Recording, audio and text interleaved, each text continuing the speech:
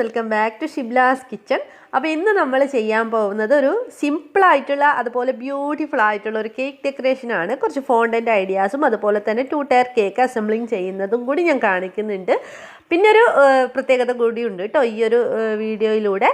20,000 രൂപയുടെ smart phone പോക്കോ X2 എന്ന് പറയുന്ന നല്ലൊരു ഫോൺ കരസ്ഥമാക്കാനുള്ള ഒരു ഓപ്പർച്യൂണിറ്റിയും കൂടി ഈ ഒരു വീഡിയോയിൽ ഞാൻ പറയുന്നുണ്ട്. അപ്പോൾ എല്ലാവരും വീഡിയോ ലാസ്റ്റ് വരെ കാണുക. അപ്പം ഞാൻ ലാസ്റ്റ് പറയുന്നുണ്ട് അതിൻ്റെ ഡീറ്റെയിൽസ് ഒക്കെ. അപ്പോൾ നമുക്ക് വേഗം തന്നെ വീഡിയോയിലോട്ട് പോവാം.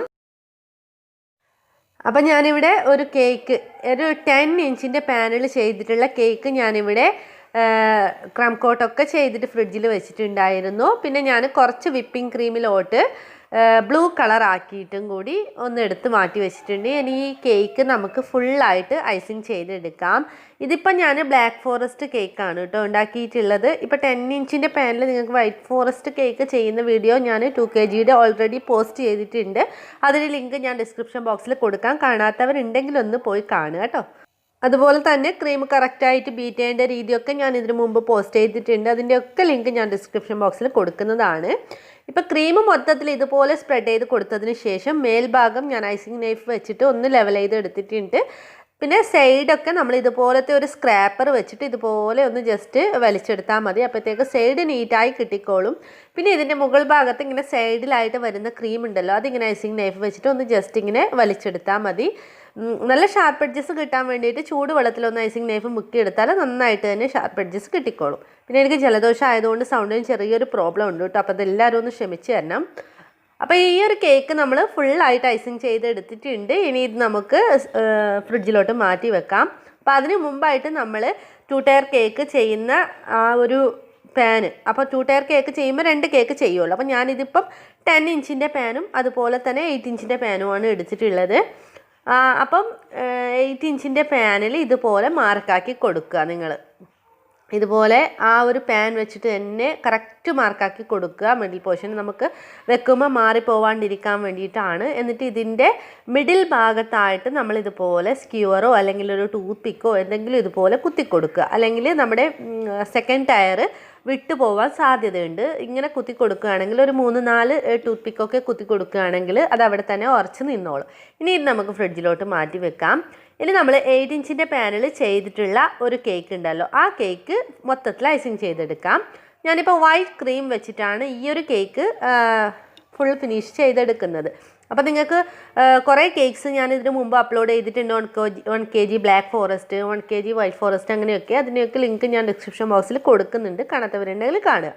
ഇപ്പോൾ 2 കേക്കും ഞാൻ മൊത്തത്തിൽ ഫിനിഷ് ചെയ്തെടുത്തതിന് ശേഷം ഒരു കേക്ക് മെല്ലെ എടുത്തിട്ട് ഈ ഒരു കേക്കിൻ്റെ മുകളിലോട്ട് വെച്ച് കൊടുക്കുക. നമ്മൾ നേരത്തെ മാർക്കൊക്കെ ചെയ്ത് വെച്ചിട്ടുണ്ടായിരുന്നല്ലോ, ആ ഒരു കേക്കിൻ്റെ മുകളിലോട്ട് കറക്റ്റായിട്ട് വെച്ച് കൊടുക്കണം. ആ ഒരു റൗണ്ട് ഷേപ്പ് നമ്മൾ വരച്ചെടുത്തിട്ടുണ്ടായിരുന്നില്ലേ, ആ ഒരു ഷേപ്പിൻ്റെ മുകളിലോട്ട് തന്നെ വെച്ച് കൊടുക്കണം.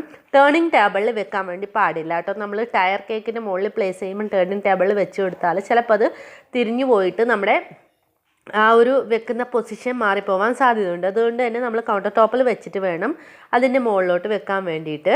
എന്നിട്ട് ജസ്റ്റ് സൈഡൊക്കെ ഒന്ന് പോയിട്ടുണ്ടെങ്കിൽ സ്ക്രാപ്പർ വെച്ചിട്ട് ജസ്റ്റ് ഒന്ന് ഇതുപോലെ വലിച്ചെടുത്താൽ മതി. ഇതിപ്പോൾ കറക്റ്റായിട്ട് തന്നെ കിട്ടിയിട്ടുണ്ട്. അപ്പോൾ നമ്മുടെ 2 ടയർ സെറ്റ് ചെയ്ത് കഴിഞ്ഞിട്ടുണ്ട്. ഇനി നമുക്കിതിലോട്ട് വേണ്ടുന്ന ഫോണ്ടൻറ്റ് റെഡിയാക്കി എടുക്കാം. ഞാനിപ്പോൾ വൈറ്റ് ഫോണ്ടൻറ്റിലോട്ട് കുറച്ച് CMC പൗഡറും അതുപോലെ തന്നെ കുറച്ച് ബ്ലൂ കളറും ഇട്ടിട്ട് ഒന്ന് കുഴച്ചെടുത്തതാണ്. നന്നായിട്ട് കുഴച്ചെടുത്തതിന് ശേഷം കുറച്ച് കോൺഫ്ലോർ ഇട്ടിട്ട് ഒന്ന് പരത്തിയെടുക്കണം. കോൺഫ്ലോർ ഇടുന്നത് എന്തിനാണെന്ന് വെച്ചാൽ നമ്മൾ ചപ്പാത്തിയൊക്കെ പരത്തുമ്പോൾ ഒട്ടുന്നതിന് വേണ്ടിയിട്ട് മാവിടുമല്ലോ, അതുപോലെ തന്നെയാണ് ഈ ഒരു കോൺഫ്ലോർ ഇട്ട് കൊടുക്കുന്നത് കേട്ടോ. എന്നിട്ട് ജസ്റ്റ് ഒന്ന് പരത്തിയെടുക്കുക. ഒരുപാട് തിന്നായിട്ട് പരത്തേണ്ട, ഒരുപാട് തിന്നായിട്ട് പരത്തിയെടുത്താൽ നമ്മുടെ ഫോണ്ടൻറ്റ് കീറിപ്പോവും പെട്ടെന്ന് തന്നെ. ഇപ്പോൾ ഈ ഫോണ്ടൻറ്റിൻ്റെ ടൂളൊന്നും ഇല്ലാണ്ടാണ് ഞാൻ ഈ ഒരു ഡെക്കറേഷൻ ചെയ്യുന്നത്. ജസ്റ്റ് ഒരു സ്കെയിലും അതുപോലെ തന്നെ ഒരു നൈഫും മാത്രമേ വേണ്ടുള്ളൂ. അപ്പോൾ സ്കെയിൽ നമുക്ക് കറക്റ്റായിട്ട് മുറിച്ചെടുക്കാൻ വേണ്ടിയിട്ടാണ്. ജസ്റ്റ് അളന്നിട്ട് ഒന്ന് മുറിച്ചെടുക്കുക. 2 പീസ് വേണം നമുക്ക്. നമ്മളൊരു ഷർട്ടിൻ്റെ ആ ഒരു ടൈപ്പാണ് ഉണ്ടാക്കുന്നത്. അതുകൊണ്ട് തന്നെ കറക്റ്റ് 2 ഒരുപോലെ അളവിലുള്ള 2 പീസ് കട്ട് ചെയ്തെടുക്കുക.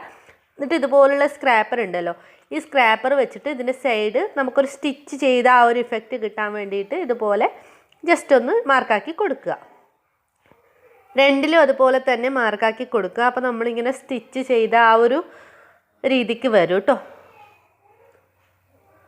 ഇനി കുറച്ച് വലിയ പീസ് തന്നെ ഞാൻ എടുക്കുന്നുണ്ട്, ഒരു ബൗ ഉണ്ടാക്കാൻ വേണ്ടിയിട്ടാണ്. അപ്പോൾ ഇതുപോലെ നമ്മൾ ഉണ്ടാക്കിയെടുത്തതിന് ശേഷം ജസ്റ്റ് ഒന്ന് 2 സൈഡിൽ നിന്നും മടക്കിയെടുത്താൽ മാത്രം മതി. 2 സൈഡിൽ നിന്നും ഇതുപോലെ മടക്കിയെടുത്തിട്ട് നമ്മൾ ഒന്ന് ജസ്റ്റ് ഇങ്ങനെ തിരിച്ചിട്ടിട്ട് ഒന്നിങ്ങനെ പ്രസ് ചെയ്ത് കൊടുക്കുകയാണ് ചെയ്യുന്നത് മിഡിൽ ഭാഗത്ത് നിന്നും. അപ്പോഴത്തേക്കും നമ്മുടെ ബൗ റെഡി ആവുന്നതാണ്. എന്നിട്ട് നമ്മൾ ജസ്റ്റ് ആ ഒരു മിഡിൽ ഭാഗത്തോട്ട് ഉള്ളിലായിട്ട് കുറച്ച് വാട്ടർ ഒന്നിങ്ങനെ ജസ്റ്റ് ടച്ച് ചെയ്തിട്ട് ഒരു സൈഡിലോട്ട് മാറ്റി വെച്ചാൽ അത് അവിടെ ഒട്ടി നിന്നോളും. എന്നിട്ട് അതിൻ്റെ മുകളിലോട്ട് ജസ്റ്റ് ഒന്ന് വാട്ടർ ടച്ച് ചെയ്തിട്ട് വൈറ്റ് ഫോണ്ടൻറ്റ് കട്ട് ചെയ്തിട്ട് അതിൻ്റെ മുകളിലോട്ട് വെച്ച് കൊടുക്കുന്നുണ്ട്. അപ്പോൾ വാട്ടർ ഒരുപാട് കൂടാൻ വേണ്ടി പാടില്ല, ഫോണ്ടൻറ്റ് ഫുൾ മെൽറ്റായി പോകും. ജസ്റ്റ് ഇങ്ങനെ വിരലിലൊന്ന് തൊട്ടിട്ട് ഇങ്ങനെ ചെയ്താൽ മതി. ഇനി നമുക്ക് കുറച്ച് ബട്ടൺസ് വേണം. അതിന് വേണ്ടിയിട്ട് ഒരു കുപ്പിയുടെ മൂട് എന്തെങ്കിലും എടുത്തിട്ട് ഇതുപോലെ റൗണ്ട് ഷേപ്പിൽ കട്ട് ചെയ്ത് എടുത്താൽ മതി. ഇതിന് പ്രത്യേകിച്ചിട്ട് ടൂളൊന്നും ആവശ്യമില്ല.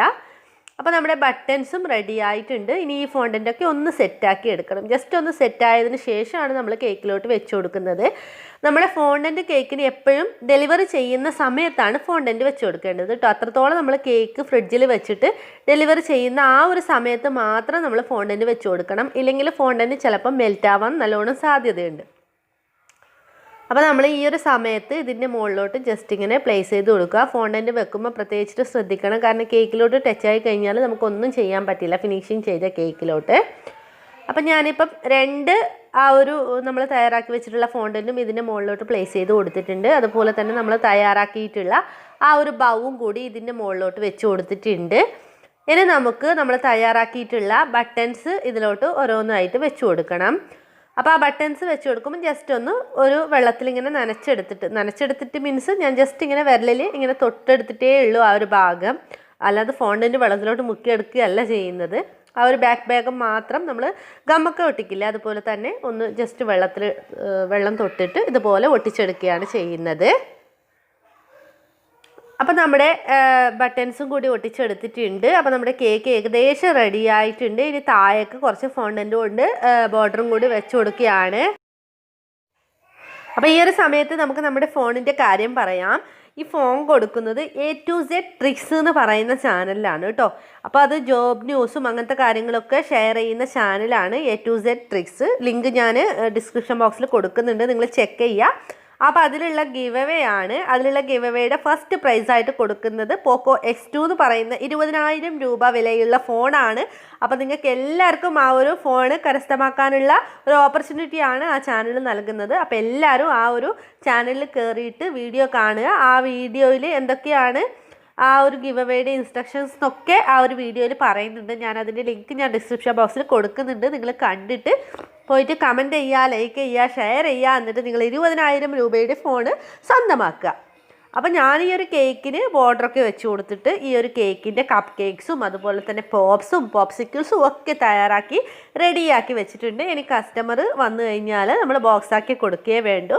അപ്പോൾ ഈ ഒരു കേക്ക് ഡെക്കറേഷനും എല്ലാവർക്കും ഇഷ്ടപ്പെട്ടു എന്ന് വിചാരിക്കുന്നു. അപ്പോൾ നമ്മുടെ ഗിവ് കാര്യം ആരും മറക്കില്ല എന്ന് വിചാരിക്കുന്നു.